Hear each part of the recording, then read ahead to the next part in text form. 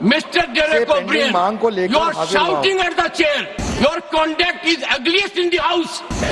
Next time I will show you the door. How dare you shout at the chair? Did you see yourself? How Derek O'Brien, floor leader of TMC, shouted at the chairman? मैं कुछ समय के लिए यहाँ बैठने में अपने आप को सक्षम नहीं पा रहा हूँ. मैं दुखी मन से. Sir, this is a request for establishing defense, maintenance, repair and overall MRO hub in Ambala. आज मैं आपके सामने अंबाला और आसपास के लोगों की लंबे समय से पेंडिंग मांग को लेकर हाजिर हुआ हूं. You are shouting at the chair.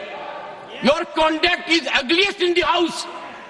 You are shouting at the chair. I condemn your action. Next time I will show you the door. How dare you shout at the chair? And senior leaders are not taking note of it. This is unbecoming conduct. I will not countenance it. Honorable members, we have seen the ugliest of scene. We saw a dark phase of our democracy during emergency. We know how it starts. It starts first with a challenge to the parliament institution. And that challenge was there in June 1975. A serious challenge here. I am sure we have distinguished member here. Can anyone countenance this kind of conduct? I do not know how I will be able to respond to my conscience. Individually, all members are so talented. Sir, you walked out and you came. In the process, you hurt more than 1 billion people. In the process, you set aflame democratic traditions. By walking out, the insult to the chair, did you see yourself? How Derek O'Brien, floor leader of TMC, shouted at the chairman? No. If it does it, is it the way? I am so sorry, Shri Karthikeshwar. जिस तरीके से अभी विपक्ष ने व्यवहार किया, जिसने आपको भी तकलीफ पहुंचाई और संवैधानिक दृष्टि से जो संसदीय मर्यादाएं हैं उनका उल्लंघन हुआ है, वह सच में निंदनीय है. It is condemnable. प्रजातंत्र में सबको अपनी बात रखने का अधिकार है, लेकिन प्रजातंत्र एक व्यवस्था में चलता है और जब व्यवस्थाएं अपनी मर्यादाएं लांघ जाती हैं तो प्रजातंत्र पर बहुत बड़ा आघात होता है. मैंने कल भी कहा था और मैं आज भी कहता हूं कि leading opposition party Indian national Congress और जिनकी एक संख्या के रूप में टीएमसी भी यहां पर विराजमान है विपक्ष के रूप में, जिस तरीके से उनका व्यवहार चेयर के प्रति रहा है वह कंडेमनेबल है. और जो लोग लंबे समय से संसदीय प्रणाली में कार्य करते रहे हैं उनके लिए ये एक प्रश्न आत्मचिंतन का है जो उन्हें करना चाहिए. जहां तक विनेश फोगाट का सवाल है, ये कोई पक्ष और विपक्ष का सवाल नहीं है, यह देश का सवाल है और सारा देश उनके साथ खड़ा है. ये भारतीय खेल को आगे बढ़ाने का विषय है जिसके साथ सब लोग भावनात्मक तरीके से जुड़े हुए हैं और भावनाओं के साथ विनेश के साथ खड़े हैं. और मैं ये कहना चाहता हूं कि कल प्रधानमंत्री जी ने कहा चैंपियंस ऑफ चैंपियन, और साथ में प्रधानमंत्री जी ने कहा कि सारा देश खड़ा है. मुझे लगता है, और मुझे ही नहीं लगता, सारे देश को लगता है कि ये आवाज प्रधानमंत्री की आवाज 140 करोड़ देशवासियों की आवाज है. दुर्भाग्य इस बात का है कि इसको भी हम पक्ष और विपक्ष में बांटने का प्रयास कर रहे हैं. मुझे लगता है कि शायद विपक्ष विषय विहीन हो चुका है, मुद्दा विहीन हो चुका है. The opposition does not have any solid issue which they want to discuss, for which the ruling party is ready for discussion on all forums and on the forum of Rajya Sabha.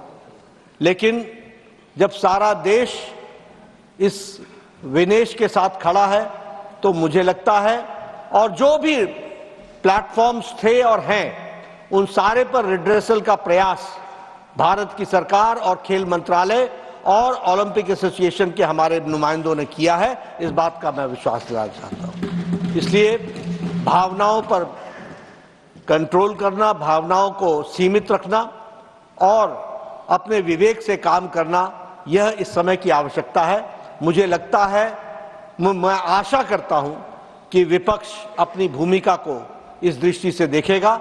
एक बार आपको जिस तरीके से आपके chair को आघात पहुंचा है, यह सच में निंदनीय है, ऐसा मैं कहना चाहूंगा। Will you take your seat? मैं बोल रहा हूं, टेक योर सीट। बैठिए, एक बार बैठिए, मैं बोलने जा रहा हूं अभी। माननीय सदस्यगण, इस पवित्र सदन को अराजकता का केंद्र बनाना, भारतीय प्रजातंत्र के ऊपर कुठाराघात करना, अध्यक्ष की गरिमा को धूमिल करना, शारीरिक रूप से चुनौतीपूर्ण वातावरण करना, ये अमर्यादित आचरण नहीं है। ये हर सीमा को लंघित करने वाला आचरण है। विपक्ष दल के राष्ट्रीय अध्यक्ष का भी उपस्थितियां देख रही है, प्रतिपक्ष के नेता के रूप में। कांग्रेस पार्टी की वरिष्ठ नेता भी सदन के सदस्य हैं। जो मैं हाल के दिनों में देख रहा हूं और जिस तरीके से चुनौती शब्दों से, पत्र के द्वारा, अखबार के माध्यम के द्वारा, एक प्रमुख अखबार, नाम नहीं लेना चाहता, कितनी गलत टिप्पणी की है, मैंने देखा है।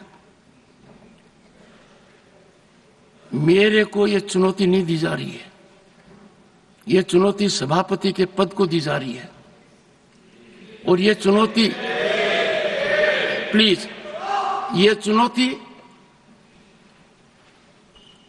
इसलिए दी जा रही है कि जो व्यक्ति इस पद पर बैठा है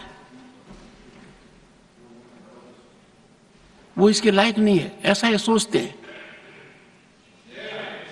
मुझे हाउस का समर्थन जितना चाहिए उतना नहीं मिला है।